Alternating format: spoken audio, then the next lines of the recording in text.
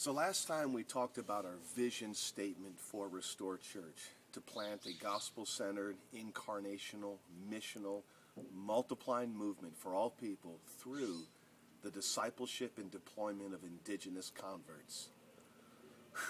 I almost run out of breath reciting that statement. It's so full of buzzwords. So what I want to do to kind of explain things is to spend just a moment on the first buzzword, which is gospel centrality.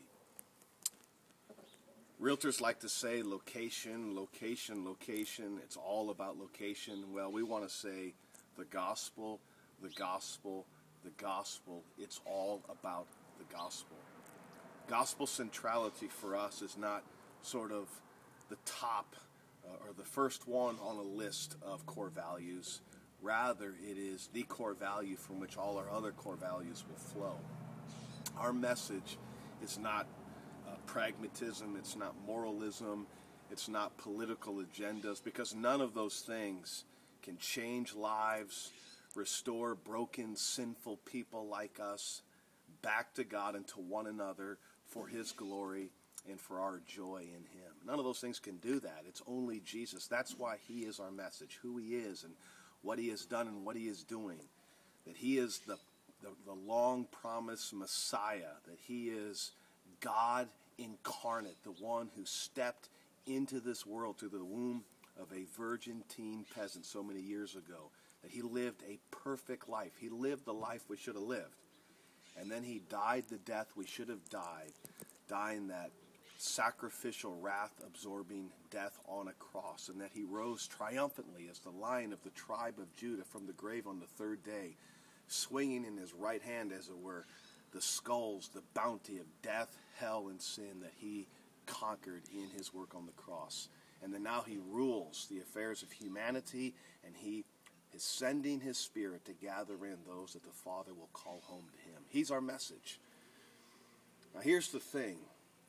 Jesus not only brings us into right relationship with the Father, it's through Jesus that we live out that right relationship. And that's exactly why it's not just non-believers, but also believers who constantly and desperately need to hear the message of Jesus. I once had a leader at a church say to me, "You talk about the gospel too much." Nothing could be more false. We can't possibly talk about the gospel enough. Like Paul, we're going to talk about poverty and greed and sexual immorality and marital relationships and conflict and all those other things.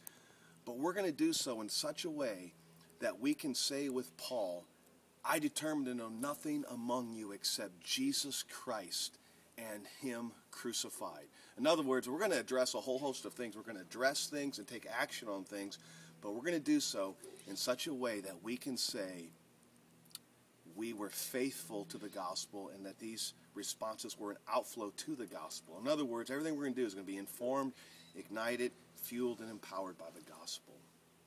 We say with Tim Keller that the gospel is not just the ABCs of Christianity and then you're on to something else, but that the gospel is the A to Z of Christianity. Our message is the gospel. The gospel, the gospel, the gospel. It's all about the